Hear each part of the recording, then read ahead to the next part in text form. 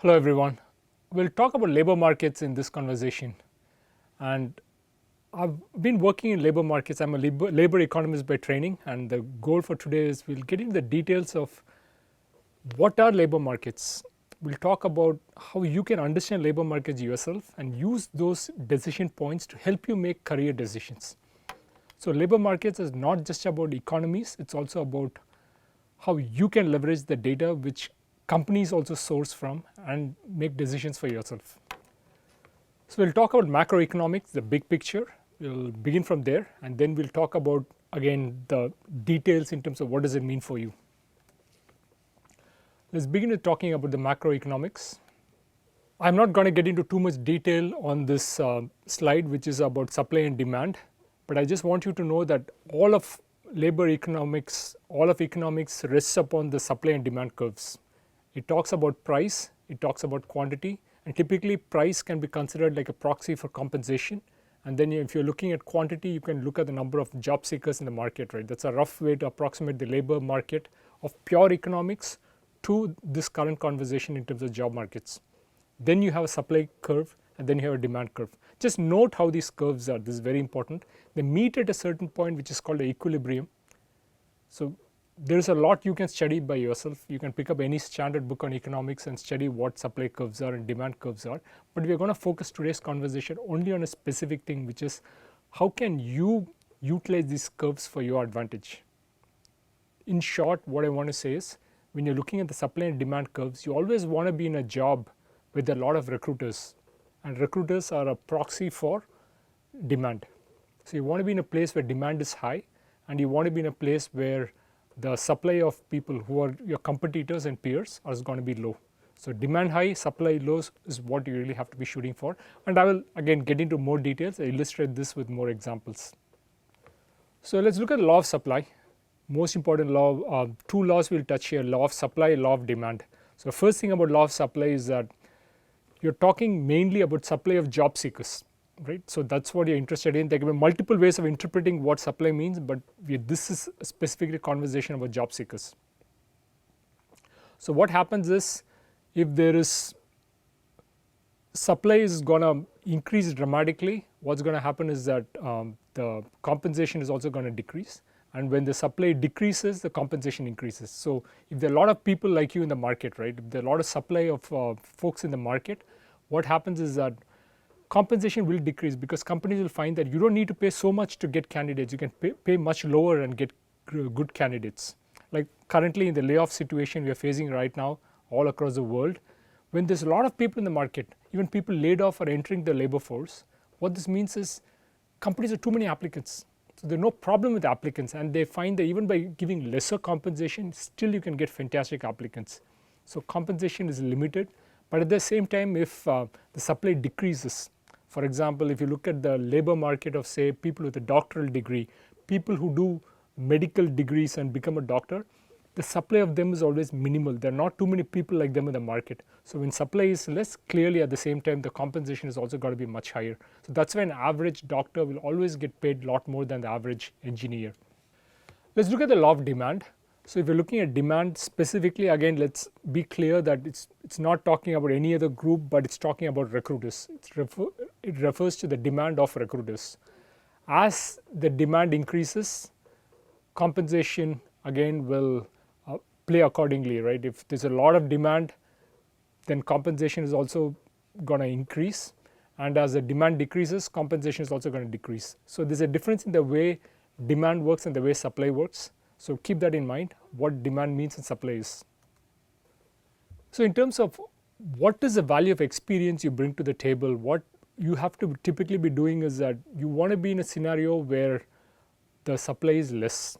So let's consider a scenario where you're getting promoted at work. Why should you get promoted at work, and why should every promotion come with a compensation increase? So what really is happening in this scenario is as you get promoted in the workplace, there are lesser people with larger amount of work experience. So the number of people with say 1 year of experience is always going to be lesser than the number of people with 0 work experience. So as the group becomes smaller and smaller, as the supply decreases, compensation is going to increase. So if you're working in a company, again as you spend years in a company, the number of people competing with you for the same jobs is also going to decrease, and as it decreases, your compensation is going to increase. Okay. Clearly, what happens to the people who are leaving the market, they will probably go for other jobs, right? That's always going to happen. They may leave engineering jobs and go to, say, the government services. They may leave for other startup jobs. They may set up their own companies. So what this means that these folks are exiting the workplace, and that way the supply of them is decreasing, and that's the reason why compensation increases for the people who are still left behind. Likewise, again, if you have a lot more work experience, companies love you because you bring a lot more skills to the table. So there's a lot more demand for you, and as more companies want people with work experience, because there's a lot more contribution you can make, right? The more skills you have, the more people skills you have, the more business skills you have, the more technical skills you have, you can make a lot of difference. You can sell more, you can talk to customers, you can deal with different stakeholders, and you can gain a lot of people management responsibility at the same time. So the more work you can do, the demand is high, your compensation is also going to be higher. Let's look at the value of work experience in terms of, okay, so we shared a couple of examples, but you get a good sense of where this is heading towards. So the first point is that managers get paid more than engineers, and we have discussed the reason why, right? So managers firstly have more skills, there's a lot more demand for them, and there's also a lesser number of them in the market compared to an average engineer. So again, there is more demand and less supply of them. So managers tend to get paid more than engineers. Likewise, the same way, directors and executives like vice presidents get paid more than directors. So directors get paid more than managers, and vice presidents get paid more than the directors themselves. All this is driven by the same factors, that when you're looking at two factors of demand and supply, you're clearly seeing that the supply is coming down and demand is going up. So that's exactly what's happening at different places, and as long as that continues, it's going to work out in your favor, especially for people who continue to work in companies.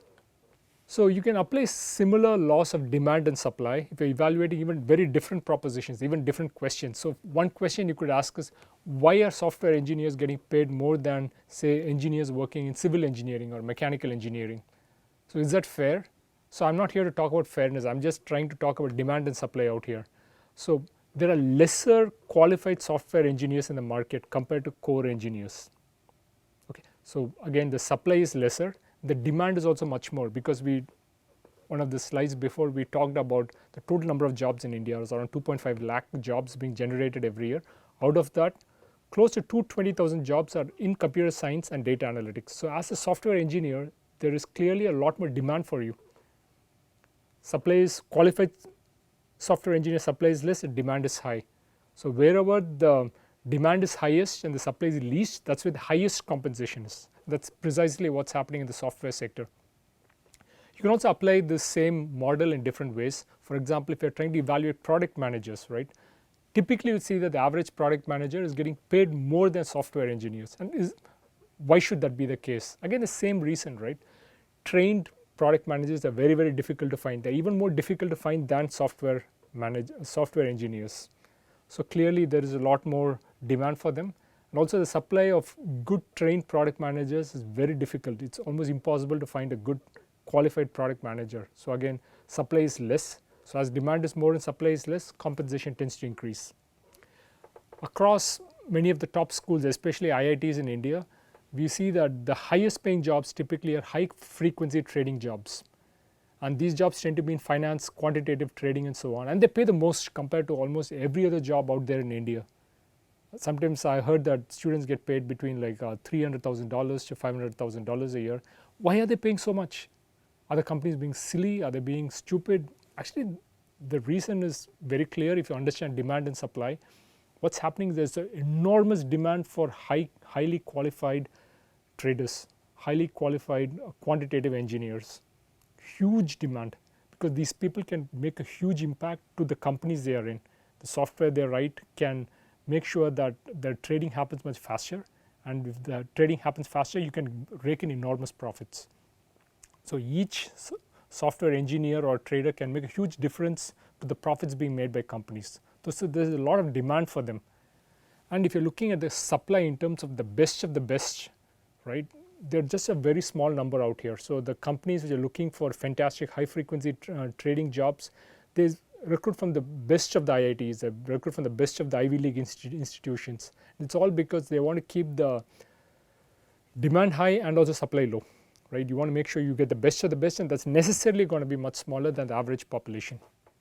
I've talked a lot about compensation because if you look at the laws of demand and supply, it always boils down to compensation, right? That's where economics typically work. But I think one of the problems with most of the economic theories and models is that they don't talk about the cons of their approach. It's not always about compensation. There's a lot of other factors which are not factored in when it comes to talking about demand and supply curves. So what are some of those problems, right? This is not captured in the economic theories we've discussed so far. So the problems is that you can have tremendous work pressure when you work in companies. So what happens in companies is that, for example, I've talked to a couple of high frequency traders myself. They've reached out to me, and I've had conversations where they tell me that they are expected to be working 24 hours a day, 365 days a year, because markets open up in different ends of the world at all. Like it can open up in New York at a certain time, in Bombay at a certain time, in Singapore at a certain time, in London at a certain time, right? So they have to be understanding like what's happening throughout the day across the different time zones. So you have to be around. You cannot say that, hey, I slept, I did not see what was happening in the market. That's impossible. You have to be awake all the time. So it's like, I mean, you can take naps, but you got to be attentive all the time. So it's like that's the problem with some of the high frequency trading jobs. Some of the jobs like consulting, management consulting, like Bain, McKinsey, BCG, fantastic jobs, right, for people early on in career. But it also comes with its own cons, which is that you're going to be flying nonstop. If you're flying nonstop, you're eating at all sort of places, your health may take a hit, your diet may take a hit. So again, these are things to consider. It may not impact you much early on in career, but as you spend time, it will tend to rub you sore. Year-end evaluations are tough. Again, it's going to be a system where the best of the best are all located in the same location, working for the same company. So this means that even if you do a great job, it's not enough. You have to do a better job than everyone else, and everyone is at the top of the game. Like in some of the high-frequency trading companies like Citadel and Jane Street, almost 50% of the employees and 60% of the employees are like international mathematics gold medalists, right? All of them are the best of the best. They are from the top institutions from MIT, Stanford. They are the toppers. They've done extremely well by winning like medals in the physics Olympiads and mathematics Olympiads. Many of them have PhDs from top schools. So when you are in that sort of place, you have to still do better than everyone else to get a good promotion, to get a good bonus. So year-end promotions can be very tough because it's not about how awesome you were, or even if you made great profits, you have to beat everyone else. So there's a competitive streak which gets built in, and that suits some people but not suit everyone else. The moment your performance falls, you can be fired, right? That's the nature of these companies. They will not tolerate any sort of failure. You can't fail even once. You have to be a success continuously. So one day you have a bad day, something happens, you're out, right? That's really the way things work. So there's no tolerance for failure. You always have got to be at the top of your A game, and that's the fact of working in these companies. All these things, is it feasible to do this long term continuously in your life? I don't know. My friends tell me that it's not easy, and most people do drop out in their like mid 30s saying that I'm done, let me move to a different lifestyle. Even Indra Nooyi, let's pick up her as an example. Before she became CEO of PepsiCo, she was working in Booz Allen Hamilton. It's a consulting company. She rose to a very senior position. There are lots of people who worked in McKinsey as partners and principals, and then who come to other big tech companies, work as a vice presidents, senior vice presidents, and so on. So people move from consulting, which happens all the time. It's very, very common in the consulting sector to move from high pressure consulting job to bit of a more laid back job in a traditional company. And the reason is you don't find the right work life balance. Okay, so we talked a little bit about the demand supply curves, but again, demand supply curves can also influence how you can choose your sector. So most of the companies who come recruiting at colleges across India, they typically fall into the space of either software engineering, data analytics. They're in consulting, finance, core engineering, and there's definitely a difference when it comes to compensation. So again, take it with a pinch of salt. Not everything is about compensation. You've got to look at benefits, long-term growth, and so on. But just by the demand supply curves, you can see that software engineers get paid the most compared to data analytics folks. And consulting and finance jobs tend to be very similar to each other. and then you have the core engineering jobs, which are pretty much less than all the other jobs. And this is about early in career compensation. You can get paid very differently when you're mid-career and at the end of your career. The same demand supply curves influence location wise compensation. For example, if you are in Mumbai and Bangalore, you can get paid a lot compared to say working in a place like Chennai or in Pune. And what's the reason, right? Because again, you have a lot of tech companies in these places like Mumbai, Bangalore, Delhi, NCR. So many tech companies out there. So what happens is there's a huge demand for good technical talent, and the number of qualified talent, the supply is also much lesser in these places. So Mumbai, for example, is a place where all the finance companies are, all the consulting companies are. So there's a huge number of companies and they're not able to find enough people, right? So the supply is low, demand is high. So Mumbai is probably at one end. And Mumbai also has other reasons like it is landlocked and the limited accommodation and so on. So typically it's very expensive to live in. Then you have places like Bangalore where there's a lot of IT companies, which again drives up demand. Similarly in Delhi and NCR. Hyderabad is a little better because again there are lots of companies, but still it's affordable because it's a new city.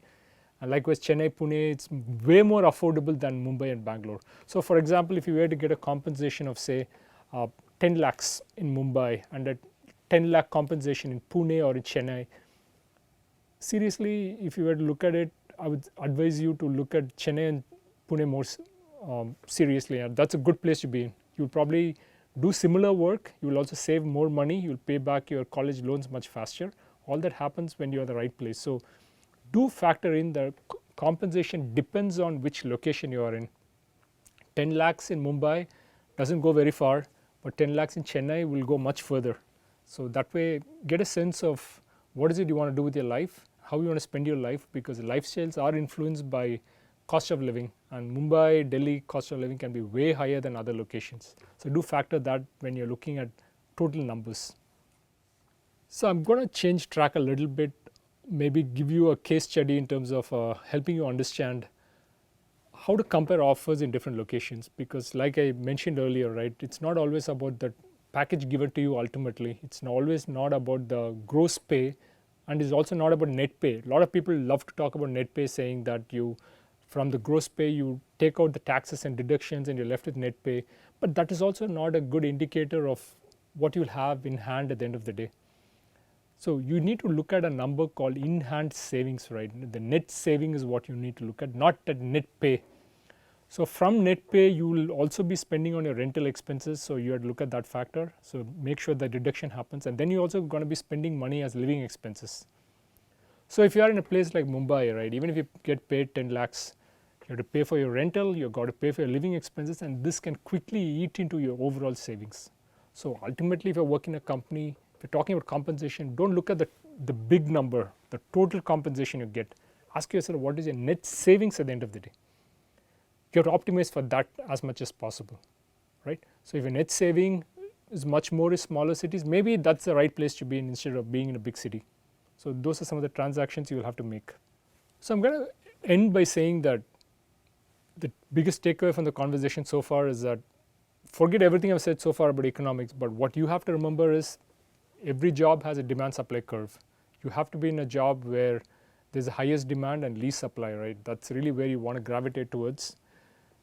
Job offers differ all the time based on locations, function, sector and role, and you want to make sure that you come to the right optimal mix for yourself based on what you want to optimize.